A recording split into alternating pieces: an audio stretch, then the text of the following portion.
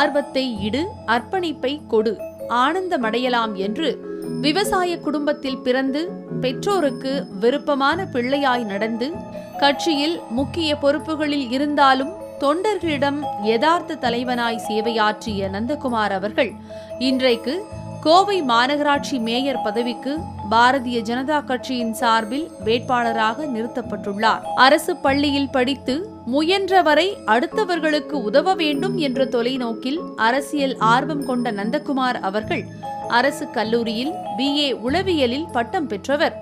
அகில பாரதிய வித்யார்த்தி பரிஷத் எனும் அமைப்பில் சேர்ந்தார். அதனைத் தொடர்ந்து பாரதிய ஜனதா கட்சியில் தம்முடைய அர்ப்பணிப்புடன் கூடிய உழைப்பாலும் சேவையாலும் கட்சியினரால் ஈர்க்கப்பட்டார். அதனைத் தொடர்ந்து கோவை மாவட்ட பாரதிய ஜனதா கட்சியின் இளைஞரணி தலைவர், வடக்கு மாவட்ட பொதுச் செயலாளர், வடக்கு மாவட்ட தலைவர் என்று பதவி உயர்வு பெற்றவர்.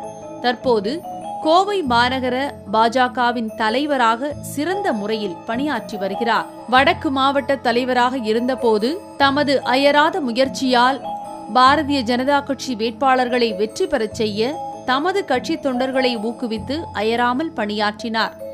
அர்ப்பணிப்புடன் பணியாற்றினால் அமோக வெற்றி கிட்டும் என்று அப்போது நடந்து முடிந்த உள்ளாட்சி தேர்தலில் தொண்டர்களோடு தொண்டனாய் சேவையாற்றி 73 உள்ளாட்சி பிரதிநிதிகளை அமோக வெற்றி பெறச் செய்த பெருமை இவரையே சேரும்.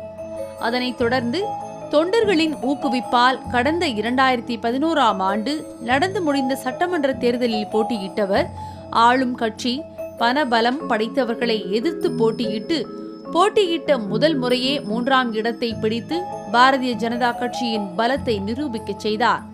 தோல்வி என்பது துவண்டு விடுவதற்காக அல்ல என்று தோல்வியை சந்தித்தாலும் சோர்ந்து போகாமல் கட்சி பணியுடன் சேவை பணியை செய்து சுறுசுறுப்பாக பணியாற்றி தாமரை சங்கமம், இளந்தாமரை மாநாடு போன்ற பாரதிய ஜனதா கட்சியின் மாபெரும் மாநாட்டிற்கு கோவை மாவட்டத்தின் சார்பாக பெரும் திரளான தொண்டர்களை திரட்டி மோடி தலைமையிலான அரசு மத்தியில் அமைய வேண்டும், தாமரை அனைத்திடங்களிலும் மலர வேண்டும் என்று தீராத ஆர்வம் கொண்டு கோவை மாவட்டத்தின் சார்பில் தொண்டர்களுடன் இணைந்து சுறுசுறுப்பாக பணியாற்றினார்.